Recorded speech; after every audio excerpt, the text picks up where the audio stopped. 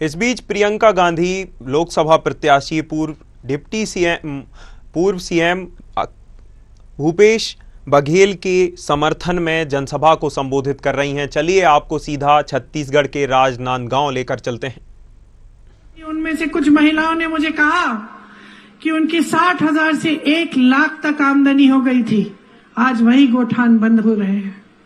बहनें, आप समाज का बोझ उठाती हो, तो जब भविष्य तय करने का समय आता है तब आपको बहुत विवेक के साथ, बहुत गहराई के साथ समझना पड़ेगा कि आप अपना वोट किसको डाल।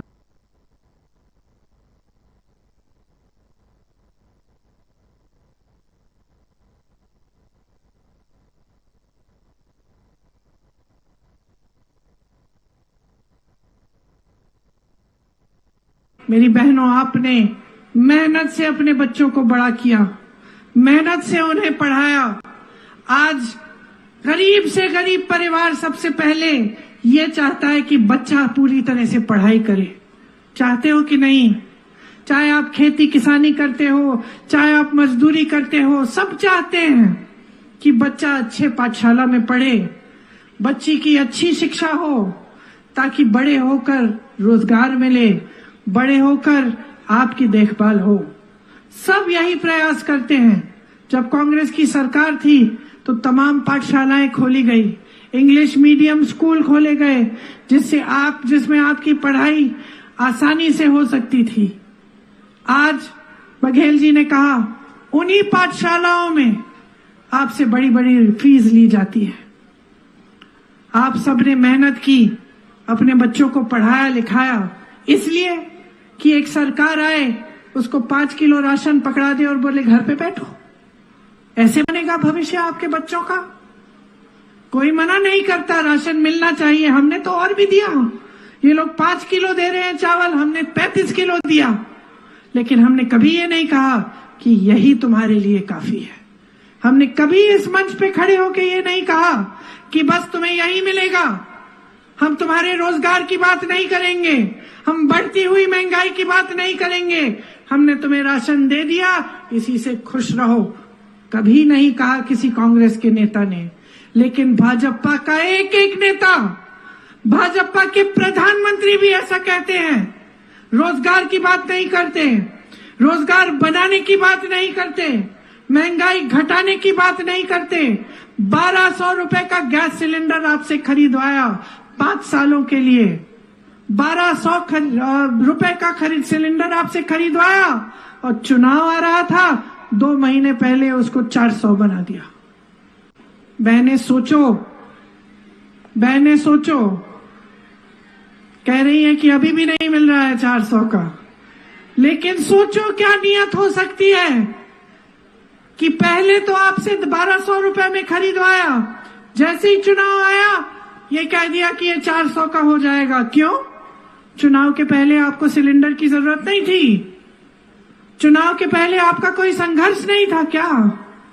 चुनाव के पहले महंगाई नहीं थी? तो चुनाव के पहले क्यों नहीं सोची ये बातें? देखिए, सबसे बड़ी बात तो ये है कि आज इस देश में नाटक और नौटंकी की राजनीति चल रही है, नैतिकता की राजनीति नहीं है। आपके सामने मंच पे खड़े होकर बड़े से बड़े नेता आते हैं, मुख्यमंत्री आते हैं बड़े बड़े प्रदेशों के, प्रधानमंत्री आते हैं हमारे देश के, और उनको अपने दिल में यह एहसास नहीं होता कि यहां खड़े होकर जनता का आदर सम्मान लेकर, जनता की श्रद्धा लेकर उन्हें जनता से सच कहना चाहिए। उनको यह एहसास नहीं होता। उनको लगता है कि जनता के सामने कुछ भी कह दें, कितने भी झूठे वादे कर लें, जनता पूछेगी नहीं। अपनी सत्ता दिखाते हैं, अपनी शोहरत दिखाते हैं, अपनी शान दिखाते हैं, लेकिन आपके प्रति श्रद्धा नहीं दिखाते, आपके प्रति आदर नहीं दिखाते। और ये इस देश की परंपरा नहीं है, ये इस देश की राजनीति नहीं रही। मेरे भाइयों, मेरी बहनों, इस देश की पुरानी परंपरा है, हिंदू धर्म की परंपरा है, आदिवासी धर्म की परंपरा है, इस देश की राजनीतिक परंपरा है।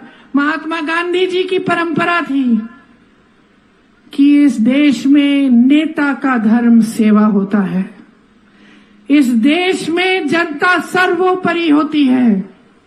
इस देश में हर एक नेता जानता था कि जनता के सामने खड़ा होता है तो सच नहीं बोलेगा तो जनता सबक सिखाएगी। लेकिन आज मेरे बहनों और भाइयों, परिस्थितियां बदल गई हैं।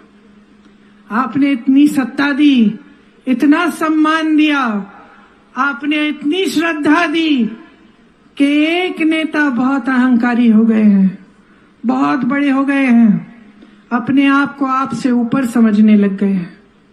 और इस अहंकार में उनका घमंड इतना बढ़ गया है कि उनके आसपास के लोग उनको सच्चाई नहीं बताते।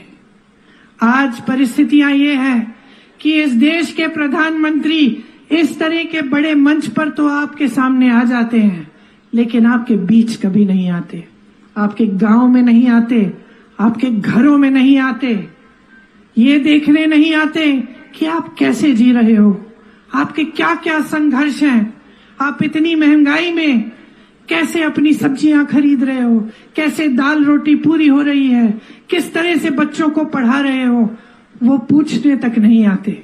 लेकिन इस देश की परंपरा मत भूलो बहनों और भाइयों, इंदिरा जी जैसी बड़ी नेता आपके घरों में आई। मैं छोटे छोटे गांवों में जाती हूँ, उत्तर प्रदेश के कोने कोने में गई, मुझे खुद ताज्जुब हुआ।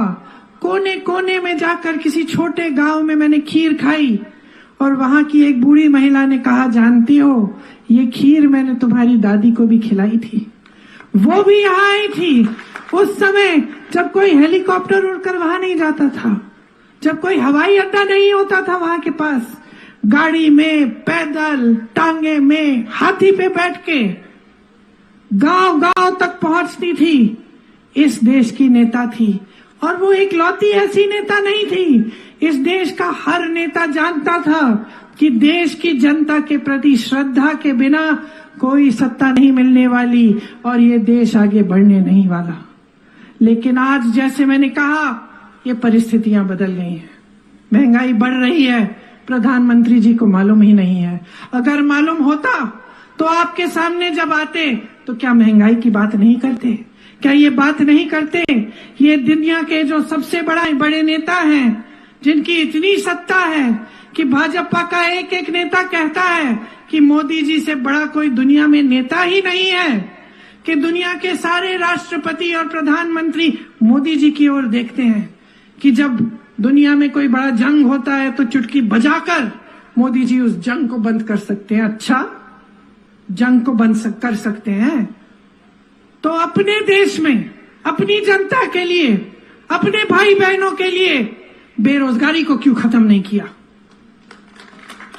इतने बड़े नेता हैं, इतनी सत्ता है, 10 सालों से किसी ने तुम्हारी सत्ता पे उंगली नहीं उठाई, किसी ने तुमसे सवाल नहीं पूछा, सारी मीडिया तुम्हारे सामने झुक गई, पूरा देश तुम्हारे सामने झुकता है, लेकिन तुमने 10 सालों में महंगाई कम क्यों नहीं की? मेरी बहनों की मदद क्यों नहीं की?